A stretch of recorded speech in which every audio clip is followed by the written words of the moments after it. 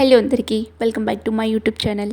ఈరోజు మన రెసిపీ వచ్చేసి మన ఇంట్లో ఇడ్లీ పిండి దోశ పిండి లేకపోయినప్పుడు ఏం చేయాలో ఎవరికీ తోచదు. అలాంటప్పుడు అప్పటికప్పుడు ఈ దోశ రెసిపీని ప్రిపేర్ చేయండి. చాలా బాగుంటుంది, చాలా క్రిస్పీగా చాలా బాగా వస్తుందన్నమాట. సో 10 నిమిషాల్లో ఈ దోశ రెసిపీని మనం ప్రిపేర్ చేసేసుకోవచ్చు. సో ఫ్రెండ్స్, ఈ వీడియోలోకి వెళ్ళే ముందు మీ అందరికీ చిన్న రిక్వెస్ట్, వీడియోని కంప్లీట్గా చూడండి, స్కిప్ చేయకుండా ఎండ్ వరకు చూసి ఒక చిన్న లైక్ ఇచ్చి అలాగే సబ్స్క్రైబ్ చేసుకోండి. మరి వీడియోలోకి వెళ్ళి ప్రాసెస్ని చూద్దాము. ముందుగా ఒక మిక్సీ జార్ తీసుకొని ఇందులోకి 1 కప్పు వరకు సూజీ రవ్వ తీసుకోండి. బొంబాయి రవ్వ, ఉప్మా రవ్వ అంటాం కదా, అదే. 2 టేబుల్ స్పూన్ వరకు మైదాపిండి ఇష్టం లేని వారు గోధుమ పిండి వేసుకొని మీ టేస్ట్ సరిపడా సాల్ట్ వేసుకొని ఫైన్ పౌడర్లా గ్రైండ్ చేసుకోవాలి. వీలైనంత మెత్తగా గ్రైండ్ చేసుకోవాలండి. చాలా స్మూత్గా పిండిలాగా గ్రైండ్ చేసుకోవాలి. స్మూత్ పిండి ఎట్లా ఉంటుందో ఆ విధంగా గ్రైండ్ చేసుకోవాలి. చూడండి, ఇలా చూసారా, చాలా మెత్తగా గ్రైండ్ చేసుకోవాలి.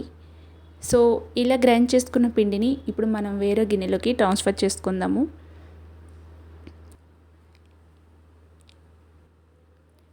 ఇలా గ్రైండ్ చేసుకున్న ఇవన్నీ కూడా ఈ గిన్నెలోకి ట్రాన్స్ఫర్ చేసి పక్కన పెట్టేసుకోవాలి.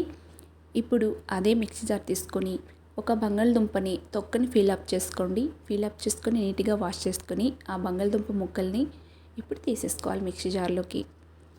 ఇందులోకి 1/2 స్పూన్ జీలకర్ర, పచ్చిమిర్చి 3 లేదా 4 తీసుకోండి, మీరు తినే కారాన్ని బట్టి. చిన్న అల్లం ముక్క వేయాలనుకుంటే వేసుకోవచ్చు. ఇప్పుడు ఇందులోకి పుల్లటి పెరుగు, చాలా పుల్లగా ఉండే పెరుగు వేసుకొని మెత్తగా గ్రైండ్ చేసుకోండి.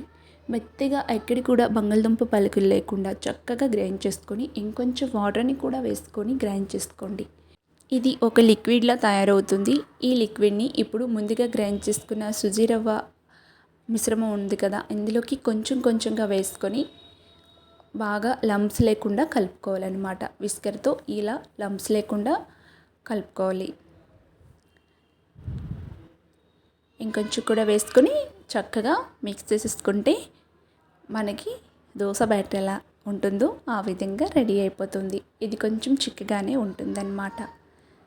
సో ఇప్పుడు పక్కన పెట్టేసుకొని ఒక 1/2 అవర్ పాటు ఉంచేసుకోవాలి.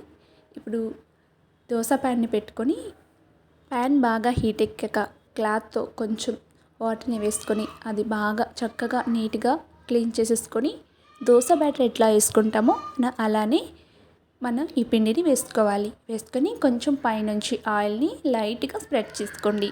ఇలా స్ప్రెడ్ చేసుకున్న తర్వాత ఒకవైపు బాగా క్రిస్పీగా ఫ్రై అయిన తర్వాత స్టవ్ని లో ఫ్లేమ్లో పెట్టేసుకొని ఇప్పుడు ఈ దోశని ఫోల్డింగ్ చేసుకోవటమే. రెండో వైపుకి వేసుకొని కాల్చుకోవాలనుకుంటే దోశను వేసుకోవచ్చు. సో క్రిస్పీనెస్ అనేది తగ్గిపోతుంది అనమాట. సో అలా అని చెప్పేసి ఒకవైపు ఫ్రై అయిన తర్వాత దోశని తీసేసుకోవటమే. నెక్స్ట్ మరలా దోశ వేసేటప్పుడు కూడా కొంచెం వాటర్ని చిలకరించుకొని ఈ విధంగా క్లాత్తో తుడుచుకొని మళ్ళీ రెండో దోశ కూడా ఇదే విధంగా వేసేసుకోవాలి. సో అన్ని దోశలు కూడా క్రిస్పీగా ఇలా చాలా టేస్టీగా ఉంటాయండి. ఈ దోశలు తప్పకుండా ట్రై చేయండి, మీకు చాలా బాగా నచ్చుతాయి అన్నమాట. సో రెండో దోశ కూడా ఇదే విధంగా వేసుకొని ఇలా చక్కగా మంచి కలర్ వచ్చేంత వరకు ఈ దోశని కాల్చుకున్నాక ఒక ప్లేట్లోకి తీసుకోవటమే. సో ఫ్రెండ్స్, దోశలన్నీ కూడా ఇదే విధంగా వేసుకోవాలి. ఒకటి గుర్తుపెట్టుకోండి, ప్రతి దోశ వేసేటప్పుడు ప్యాన్ని నీట్గా నీళ్ళని చిలకరించుకొని తర్వాత రెండో దోశ వేసుకుంటే చక్కగా వస్తుందన్నమాట. సో ఫ్రెండ్స్, ఇది మనం ఈరోజు చెప్పుకున్న దోశ రెసిపీ చాలా బాగుంటుంది, చాలా డిఫరెంట్గా ఉంటుంది. ఫస్ట్ టైం ట్రై చేసే వాళ్ళైతే తప్పకుండా ట్రై చేసి ఈ టేస్టీని ఎంజాయ్ చేయండి. మీ అందరికీ కూడా బాగా నచ్చుతుంది. సో ఫ్రెండ్స్, వీడియో నచ్చిందా అయితే లైక్ చేసి షేర్ చేసి కామెంట్ చేయండి. మరెన్నో ఇంట్రెస్టింగ్ వీడియోస్ కోసం నా ఛానల్ని సబ్స్క్రైబ్ చేసుకొని పక్కనే ఉన్న బెల్ బటన్ని క్లిక్ చేసుకోండి.